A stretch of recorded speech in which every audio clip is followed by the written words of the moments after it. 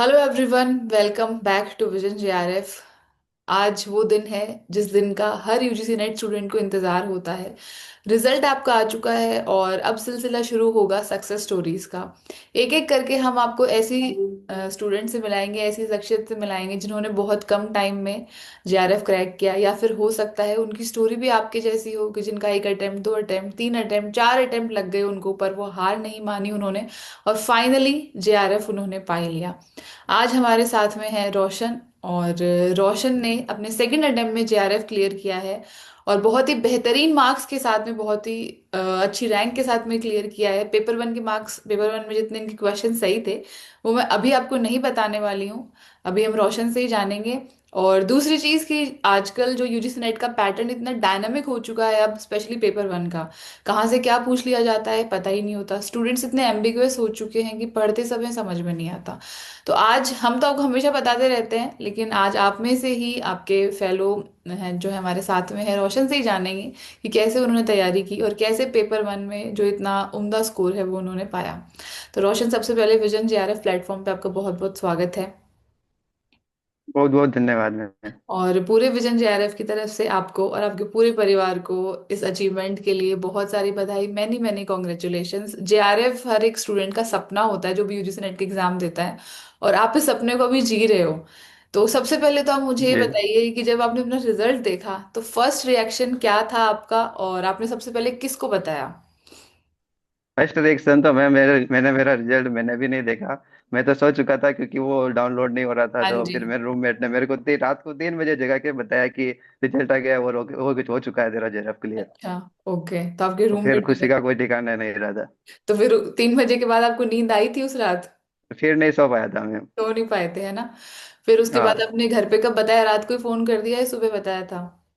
नहीं, घर को मतलब मार्क्स ठीक थे तो पहले बता रखा था, और फिर उनको पता था कि हो जाएगा, जो फिर मैंने सुबह लेट बताया था। सुबह लेट बताया था, मतलब मार्क्स तो आ जाते हैं, हाँ। पर जब तक वो अपनी आंखों से हम देख ना लेना रिजल्ट, स्कोर कार्ड, तब तक हाँ। विश्वास नहीं होता ना, यकीन नहीं हो पाता।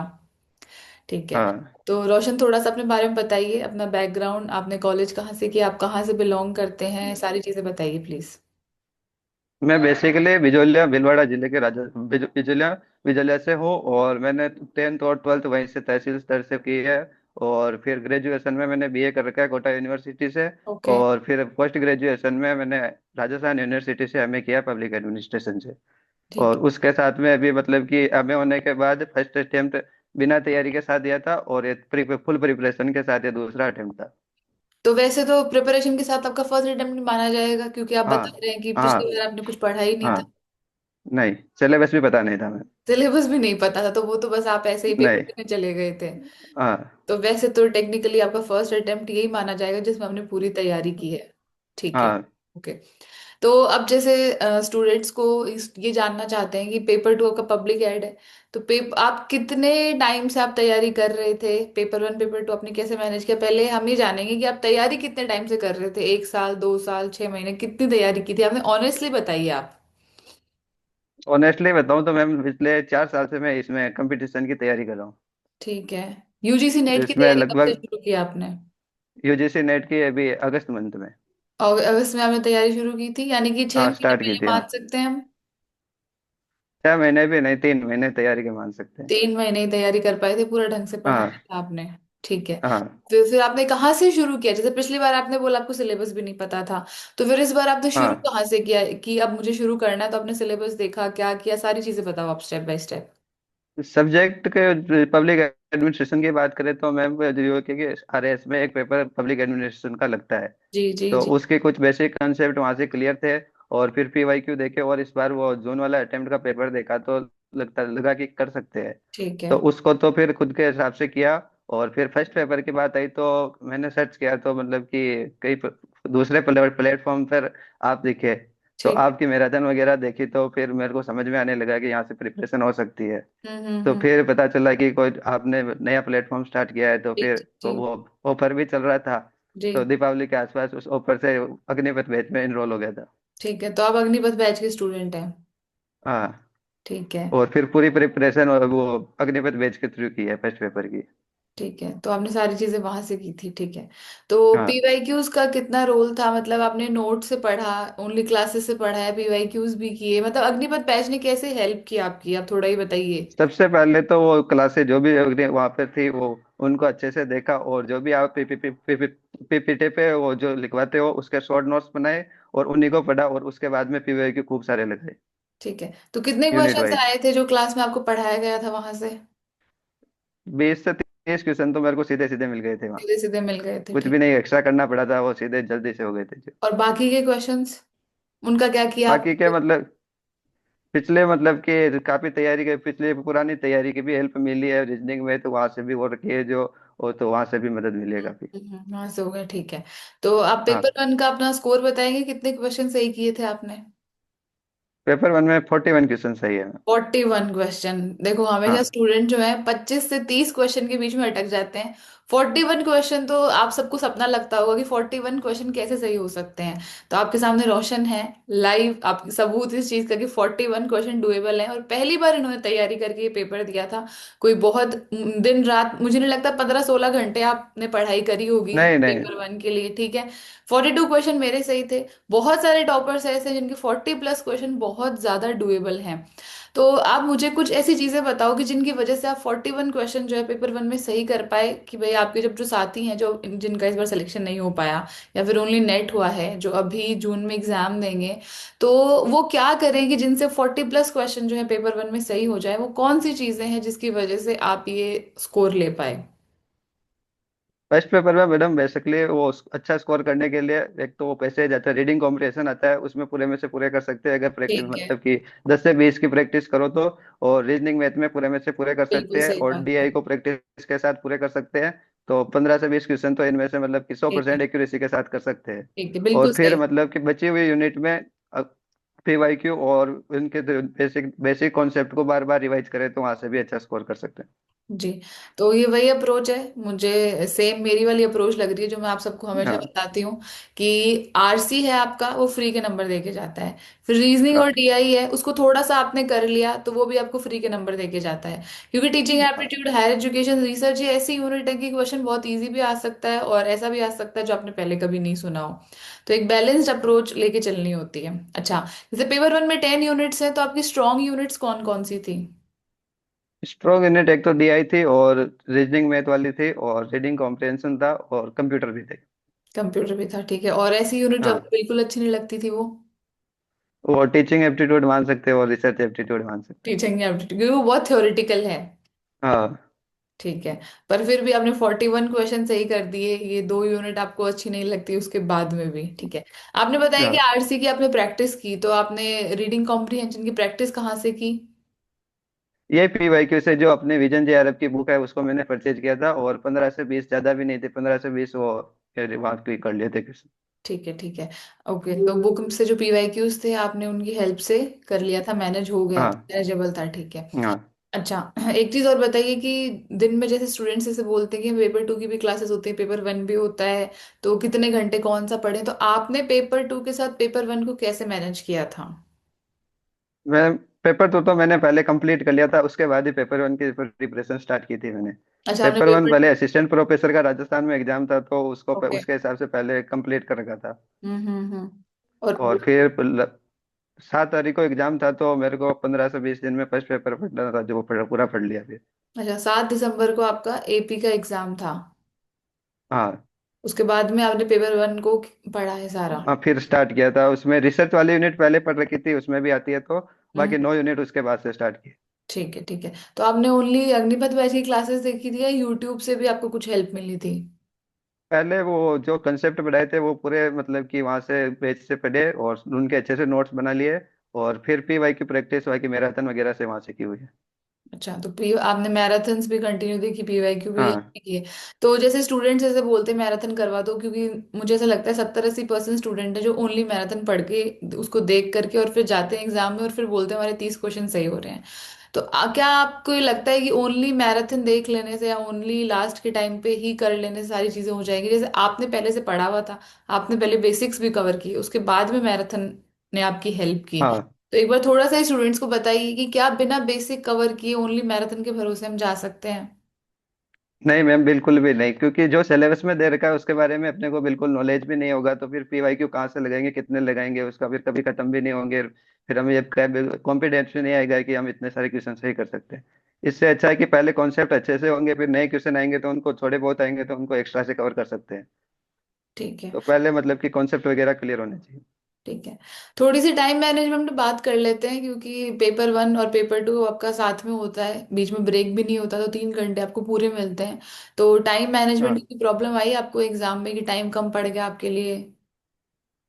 टाइम मैनेजमेंट की प्रॉब्लम तो पीसीएस की काफी समय से तैयारी कर रहा हूँ, तो उसमें प्रैक्टिस अच्छी है, तो उसमें कोई इश्यू नहीं है। तो ये वही बात है कि अगर आप मेहनत करोगे, तो अगर आप इनपुट दोगे तो आपको आउटपुट जरूर मिलेगा। हाँ कभी कभी हो सकता है कि जिस दिशा में हम मेहनत कर रहे हैं वहां से नहीं मिले, लेकिन उस मेहनत का फल जो है आपको हमेशा मिलता है। मेहनत आपकी कभी भी जी। जाया नहीं जाएगी। ठीक है। तो अभी आपका यूजीसी नेट तो क्लियर हो गया, जेआरएफ क्लियर हो गया, इससे ऊपर कुछ भी नहीं है। हाँ, तो अभी आप पीएचडी के लिए जाएंगे या अपनी पीसीएस की तैयारी को कंटिन्यू करेंगे?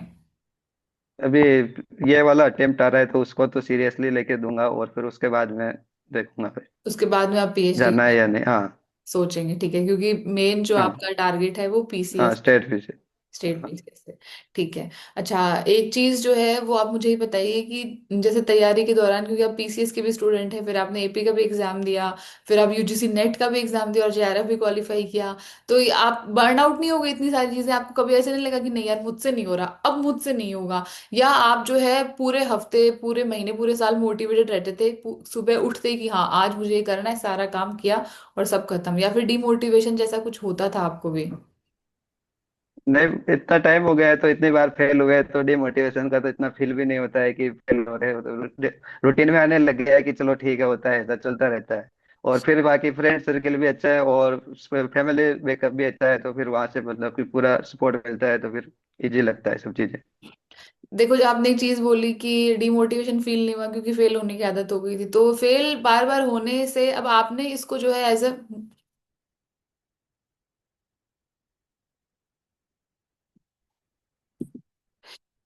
हाँ, तो मैं आपसे ये ठीक पूछ रही थी कि है। जैसे हाँ। आपने एक चीज बोली कि बार बार फेल इतनी बार हो गए थे कि डिमोटिवेशन जैसा कुछ था ही नहीं, आदत हो गई थी। तो आपने इसको आदत बना लिया, लेकिन जनरली 99% स्टूडेंट हाँ। डिमोटिवेट हो जाते हैं फेल होने से, बहुत भयंकर। ठीक है, कि नहीं मुझसे नहीं होगा। तो आपने इसको अब अपनी ताकत कैसे बनाया, स्ट्रेंथ कैसे बनाया? एक तो ये चीज, दूसरी ये चीज आपने फ्रेंड्स का जिक्र किया कि फ्रेंड सर्कल बहुत अच्छा है। अक्सर फ्रेंड सर्कल ऐसा होता है कि चलो आज चाय पीने चलते हैं, आज पार्टी करने हाँ। चलते हैं, आज यहाँ घूमने चलते हैं, वहां घूमने चलते हैं, चल यार कितना पड़ेगा, थोड़ी देर घूमने चलते हैं, क्या कलेक्टर बन जाएगा पढ़ के? ऐसी चीजें होती हैं। तो थोड़ा सा उसके बारे में भी मैं जानना चाहूंगी कि फ्रेंड्स जो आपके हैं, फ्रेंड सर्कल कैसा है, कैसे उन्होंने आपकी हेल्प की इमोशनली, और फैमिली के बारे में भी थोड़ा बताइए कि कैसे फैमिली ने जो है आपके सपोर्ट सिस्टम का काम किया। फ्रेंड सर्कल की बात है तो मैम, फ्रेंड सर्कल बहुत छोटा सा है, 3 या 4 फ्रेंड का है, मतलब कि और सारे पढ़ाई से जुड़े हुए हैं, तो मतलब कि वो सारे पूरे फालतू बातें नहीं होती, और सारे पढ़ाई रिलेटेड ही बातचीत करते हैं। और पढ़ाई के टाइम अकेला रहता हूँ, लाइब्रेरी जाता हूँ तो ज्यादा इतना नहीं रहता है, तो डिस्ट्रक्शन भी नहीं होता है। ठीक है। और फैमिली में बात करें तो फैमिली में मिडिल क्लास है, लेकिन पढ़ाई में कभी भी उन्होंने कभी किसी चीज के लिए मना नहीं करते, और जो चाहिए वो पूरी मतलब कि 100% उपलब्ध करवा देते हैं। ये जो आने वाले स्टूडेंट्स हैं, जो आपके साथी जो भी एग्जाम देंगे जून में, तो आप कौन सी ऐसे टॉप 5 टिप्स हैं जो उनको देना चाहेंगे कि जो इस तैयारी के दौरान वो फॉलो करें, और जितना अच्छा स्कोर आपने पेपर वन पेपर टू में लिया है और जेआरएफ आपको मिला है, तो वो उनको भी मिल पाए? हाँ, तो उसमें पहली बात तो यह है कि मतलब कि जहाँ से भी पढ़ते तो किसी एक जगह से फिक्स कर ले और वहीं से पढ़े, और अच्छे से पहले बेसिक कंसेप्ट को अच्छे से तैयार करे, उनके नोट्स बना ले अच्छे, और फिर पीवाईक्यू से अच्छे से बार बार प्रैक्टिस करे। और लास्ट में जो आप रिवीजन करवाते हो मैराथन के थ्रू, तो वो लास्ट में देखे तो वो काफी हेल्पफुल रहती है। ठीक है। और रीजनिंग मैथ वगैरह है तो उसकी शुरुआत से तैयारी करते रहे, मतलब जब से स्टार्ट करते हैं तो उसकी डेली प्रैक्टिस में हो, तो वो अच्छे से फिर पैनिक नहीं करती है वो चीजें। ठीक है। तो ओवरऑल एक बैलेंस अप्रोच लेके चलनी है। हाँ। ठीक है। एक छोटी सी चीज मैं जानना चाहूंगी कि विजन जेआरएफ की तरफ से क्या छोटी मोटी हेल्प आपकी हो पाई आपकी तैयारी में? छोटी मोटी में पूरी हेल्प विजन जेआरएफ की तरफ से ही हुई है, मतलब कि फर्स्ट पेपर पूरा उसके अच्छे से हुआ, और फर्स्ट पेपर में इतना अच्छा स्कोर कर पाया, तभी मैम बॉर्डर पे जाके मतलब कि पब्लिक एडमिनिस्ट्रेशन की कट ऑफ इतनी आई गई है 242, हम्म। तो जनरल की है वो 240, 236 ओबीसी की है। हम्म। तो फर्स्ट पेपर में अगर स्कोर नहीं करता तो इतना हो ही नहीं पाता। हाँ, वो फर्स्ट तो पेपर में बहुत अच्छा स्कोर है डेफिनेटली हाँ, आपका। जी। तो मतलब कि पूरे पूरा पूरा सपोर्ट यहाँ से मिला है तभी इतना हो पाया, इसके लिए भी बहुत बहुत धन्यवाद है। नहीं, वो मेहनत आपकी है, क्योंकि हम तो सभी हाँ। स्टूडेंट्स के लिए सेम पढ़ाते हैं। अब वो कौन सा स्टूडेंट कितना उसको ग्रैब कर पाता है, कितना यूटिलाइज कर पाता है, वो स्टूडेंट के ऊपर है। ठीक है। तो आप कोई ऐसी इंटरेस्टिंग सी चीज बता सकते हैं आपकी तैयारी के दौरान, कोई किस्सा जो आपको बहुत याद आता हो एग्जाम देने से पहले, या कोई भी ऐसी चीज जो आप शेयर करना चाहें। इंटरेस्टिंग चीज की बात करें तो मैं अक्सर इधर उधर मतलब कि देखता रहता हूँ कि ये बार बार मतलब कि बच्चे एक बार तैयारी करते हैं और छोड़ देते हैं। हम्म। लेकिन अगर करते टिके रहते हैं तो मतलब कि ये कहीं ना कहीं बार बार में मतलब हो ही जाता है सिलेक्शन, और सिलेक्शन के बाद जो खुशी होती है उसको तो कह ही नहीं सकते फिर। कह नहीं सकते। ठीक है।